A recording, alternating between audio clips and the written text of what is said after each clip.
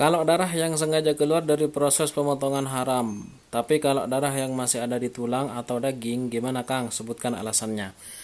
Di dalam Islam Kang, ketika kita diperbolehkan untuk mengkonsumsi makanan yang halal seperti ayam, kambing ataupun sapi, itu ada syaratnya. Syaratnya adalah harus disembelih dulu, yaitu dengan mengucurkan darah. Jadi ketika darahnya sudah keluar semuanya, baru kemudian dimasak ya, tentu dengan dicuci terlebih dahulu.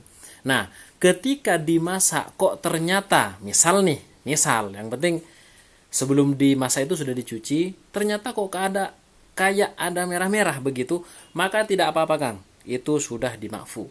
Jadi darah yang sedikit-sedikit yang masih ada di daging hewan itu, ini seumpama ada tapi biasanya itu ya bersih lah begitu ya, maka itu dimakfu. Nah, dimakfu itu dimaafkan begitu. Terus gimana kalau kemudian di dalam tulang itu juga sama, itu yang biasa disebut dengan sumsum. Ya, sumsum itu boleh, silahkan dikonsumsi, bahkan misalkan tulangnya pun mau dimakan ya silahkan, itu tidak apa-apa.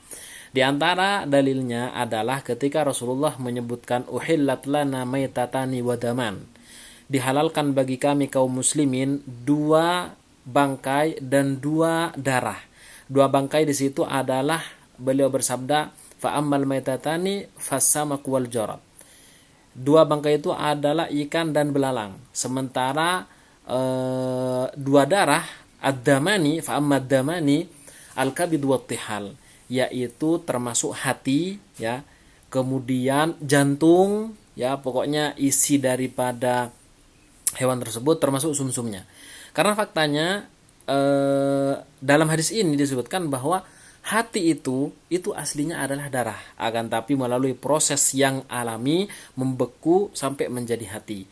Ya, termasuk juga yang disumsum itu asalnya darah, namun kemudian membeku secara alami, bukan proses pembuatan manusia seperti dide.